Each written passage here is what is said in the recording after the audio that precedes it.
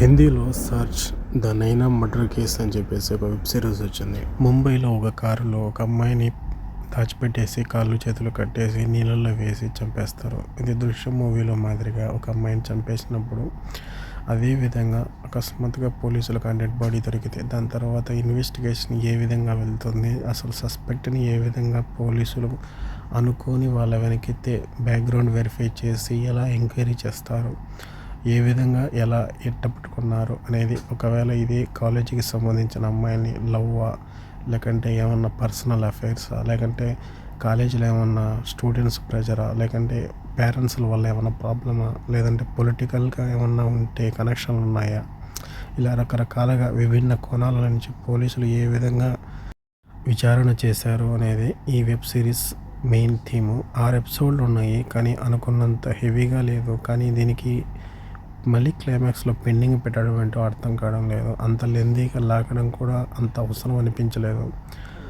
ఒక్కొక్క ఎపిసోడ్లో ఒక్కొక్క కోణాన్ని చూపిస్తూ పోలీసులు ఏ విధంగా సహకరించకపోతే వాళ్ళకు ఏ విధంగా ఒకరికి అగెన్స్ట్గా వెళ్తారు, ఒకరి థియరీని ఒకరు పట్టించుకోరు అనేది మనకు క్లుప్తంగా చూపించారు. ఒక ఏసీబీ ముంబై నుంచి ఆ క్రైమ్ సెల్ నుంచి ట్రాన్స్ఫర్ అవుతున్న సిచ్యువేషన్లో వేరే ఆఫీసర్ వచ్చి జాయిన్ అవ్వాలి. అటువంటి సమయంలో ఆమెకు ఆ కేసు సాల్వ్ చేసి అంటే నెక్స్ట్ ఆఫీసర్కి అప్పగించి వెళ్ళిపోవాలి ఇన్వెస్టిగేషన్ చేసి. కానీ ఆ ఆఫీసర్ అవసరం లేదన్నా కానీ ఆ డిఐజీ వచ్చేసి నా ఆఫీసరే చార్జ్ తీసుకుంటుంది, కానీ కంప్లీట్గా మొత్తం ఫైల్ చేసి నీకు అప్పగించి వెళ్తుందని చెప్పినప్పుడు అది ఇంకా కాంప్లికేటెడ్గా మారిపోతుంది.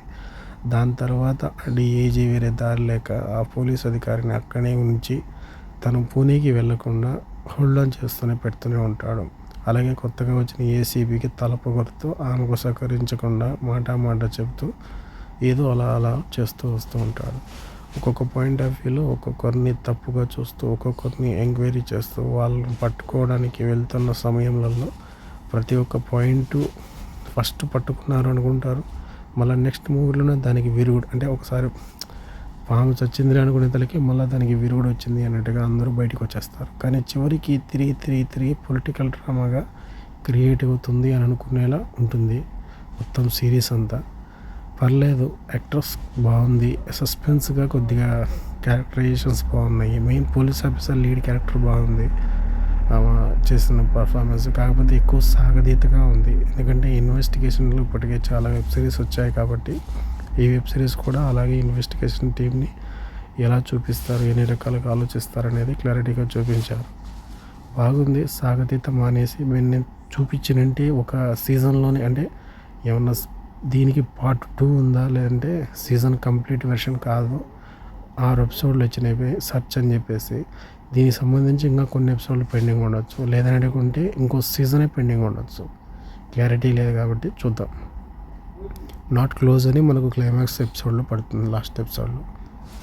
ఆ అమ్మాయి క్యారెక్టర్ మటుకు కాలేజీలలో అమ్మాయిలతో ఏ విధంగా అమ్మాయిలు పేరెంట్స్కి దాచుకొని అంటే వాళ్ళ ఫ్రెండ్స్తో షేర్ చేసుకునే విషయాలు కానీ, అఫైర్స్ గురించి కానీ, దాని తర్వాత ఫ్రెండ్స్తో కలిసి ఏ విధంగా మాదక ద్రవ్యాలకు అన్నిటికీ మాలుగా ఉంటారు వాడకం అలవాటు అయిన తర్వాత ఏ విధంగా అంత పిచ్చోళ్ళు అయిపోతారు, ఏ విధంగా అంత అబద్ధాలు ఆడుతూ ఉంటారు, ఇవన్నీ మనకు క్లారిటీగా చూపిస్తారు దీంట్లో. బాగుంది. ప్రజెంట్ జనరేషన్ ఏ విధంగా తప్పుదారులు పడుతున్నాయో చూపించారు. పోలీసులు ఏ విధంగా ఇన్వెస్టిగేషన్ చేస్తారు అనేది కూడా చూపించారు. పొలిటికల్ పార్టీలు తప్పుడు పనులు చేసినా కానీ ఏ విధంగా కవరప్ చేసుకునేది కూడా చూపించారు. బాగుంది, చూడొచ్చు.